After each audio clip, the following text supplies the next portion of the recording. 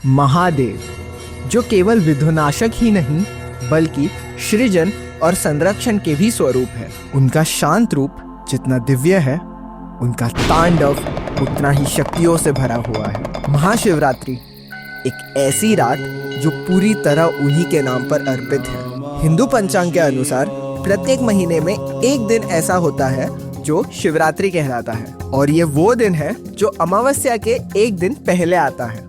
इस तरह एक वर्ष में कुल 12 शिवरात्रि होती है, परंतु इनमें से एक शिवरात्रि विशेष महत्व रखती है, जो साल में एक बार माघ या फाल्गुन मास के कृष्ण पक्ष की चतुर्दशी तिथि को आती है, और इसे महाशिवरात्रि कहा जाता है। महादेव और माता पार्वती के अद्भुत प्रेम और करुणा को दर्शाता है ये पावन त्योहार। तो आइए जानते हैं पुरुष और प्रकृति के इस पवित्र संगम की कथा।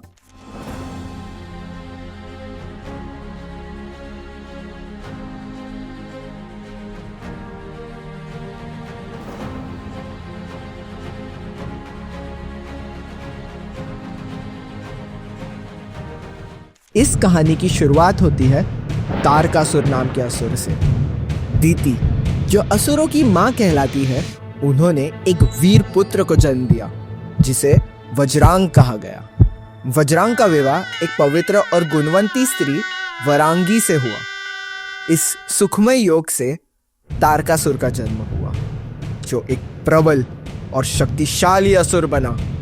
और कुछ समय बाद तारकासुर की शक्ति और अत्याचारों से देवता पीड़ित हो गए और उन्होंने ब्रह्म जी की सहायता मांगी। ब्रह्म जी ने स्पष्ट किया कि उनके दिए वरदानों के कारण तारकासुर को पराजित करना लगभग असंभव है, लेकिन ब्रह्मा जी के अनुसार एक मार्ग अभी भी खुला था, शिव और शक्ति का योग, जो सृष्टि का मूल है और जहां से पूरे ब्रह्मांड का संतुलन और कल्याण होता है। पर समस्या ये थी कि हमारे महादेव अपने गहरे योग और ध्यान में लीन थे। उन्हें इस अवस्था से बाहर लाना एक कठिन कार्य था, और इस कठिन दायित्व को पूरा करने के लिए इंद्रदेव ने कामदेव को निमंत्रण दिया, जो इच्छा और प्रेम के देवता कहलाते हैं। कामदेव को यह दुष्कर काम सौंपा गया कि वो अपनी शक्तियों से महादेव को उनके ध्यान से बाहर लाए। जैसे ही कामदेव कैलाश पहुंचे, पूरा पर्वत एक सुगंधित और सुंदर वातावरण में रंग गया। हर तरफ अमृत जैसी सुगंध थी। हमेशा खिलते रहने वाले फूलों से कैलाश अलंकृत हो गया था। इसी समय माँ पार्वती कैलाश पहुंची और फिर ध्यान में लीन महादेव के निकट जाकर खड़ी हो गई। कामदेव के काम अस्त्र के प्रभाव से महादेव ने अपने योग ध्यान से आंखें खोली और आदि शक्ति की दिव्य सुंदरता को अपने आंखों से देखा।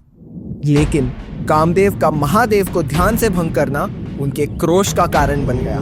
महादेव के क्रोध से उनकी तीसरी नेत्र खुल गई और उनके क्रोध अग्नि ने कामदेव को देह रहित कर दिया। इस दिव्य लीला का एक गहरा संदेश था कि महादेव की शक्ति मनुष्य के मन और हृदय में एक ऐसी पवित्र अग्नि जगा सकती है जो सांसारिक इच्छाओं को जलाकर उससे मुक्ति की ओर ले जाती है। पर हमारे भोलेनाथ के हृदय में करुणा आ गई जब उन्होंने कामदेव की पत्नी रति को देखा।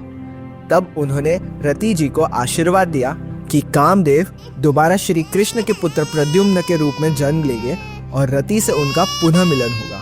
कामदेव का बाण व्यर्थ नहीं गया और महादेव को देखकर माँ पार्वती ने अपने मन में केवल उन्हीं से विवाह करने का संकल्प लिया। इसी दौरान देव ऋषि नारद उनसे मिलने आए और उन्हें पंचाक्षर मंत्र ओम नमः शिवाय का उपदेश दिया। ये मंत्र धर्म, अर्थ, काम और मोक्ष प्रदान करता है और महादेव को अत्यंत प्रिय है। इस दिव्य मंत्र को पाकर देवी पार्वती ने कठिन तपस्या का आरंभ किया। देवता जिनका भविष्य इस मिलन पर निर्भर था, कैलाश पर आकर महादेव के समक्ष प्रार्थना करने लगे कि वो मां पार्वती से विवाह कर ले।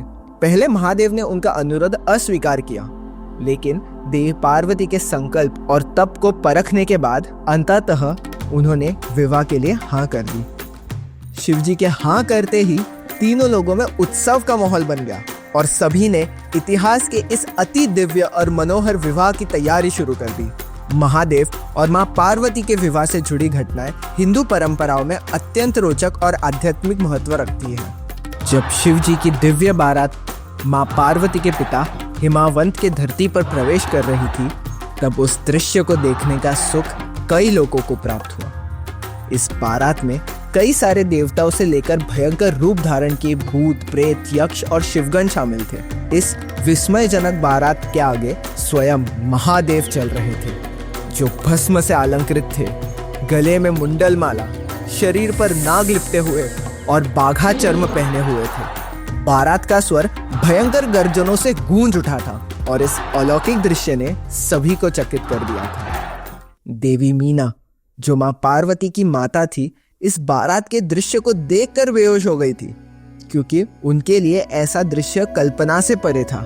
देवताओं की विनती और देवी मीना की इच्छा के आगे अंततः महादेव ने अपना दिव्य और मोहन रूप धारण किया, जिसका तेज स्वयं कामदेव को भी शर्मिंदा कर दे। पार्वती खंड में शिव पार्वती के विवाह के उल्लेख का बहुत सुंदर वर्णन मिलता है।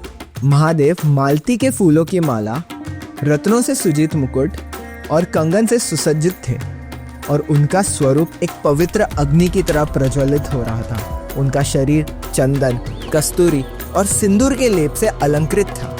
हाथ में रत्नों से सजित दर्पण था और आंखों को काजल से सजाया गया था। देवी पार्वती अपने घुंघराले केसों को सुंदर जोड़ों में बांधकर सजी हुई थी। उनके भुजाबंद, कंगन और कान के आभूषण रत्नों से चमक रहे थे और हाथों में मेहंदी की सुंदरता थी। जब शिव पार्वती का विवाह संपन्न हुआ तो देवता, देवी, मुनियों, तपस्वियों और पृथ्वी के सभी जीव जंतु इस परम दिव्य दृश्य के साक्षी बने थे। सृष्टि ने स्वयं इस दिव्य योग को देखा, जो शिव और शिवा, आदि देव और आदि शक्ति का अनंत और पवित्र मिलन था। एक ऐसा मिलन जो संसार की कल्याण अर्थ और तारकासुर के विध्वंस के लिए आवश्यक था। और अंततः श्री कार्तिकेय ने तारकासुर का अंत किया देवताओं के सेना के संग। महाशिवरात्रि सिर्फ शिव भक्तों के लिए ही नहीं, बल्कि आध्यात्मिक जीवन में भी एक विशेष दिन माना जाता है। ये रात साल की सबसे अंधेरी रातों में से एक होती है। जहां अंधेरा होता है वहां रोशनी की आवश्यकता होती है, पर महाशिवरात्रि का संदेश कुछ अलग है। ये रात एक आध्यात्मिक साधक को ये समझाने का अवसर देती है कि रोशनी स्थिर नहीं है, जबकि अंधेरा सब जगह एग्जिस्ट करता है और सदैव स्थिर रहता है। अंधेरा केवल रोशनी की अनुपस्थिति नहीं, बल्कि अपने आप में एक तत्व है जिसका कोई सोर्स नहीं होता। शिव ही वो तत्व है जो इस अनंत सोर्स में विराजमान है और बिना रूप के, बिना सीमा के, लेकिन फिर भी सब जगह एग्जिस्ट करते हैं। ऐसे ही अन्य कथाएं और त्योहारों की असली कहानियां जानने के लिए सब्सक्राइब करें पुराणिक चैनल को।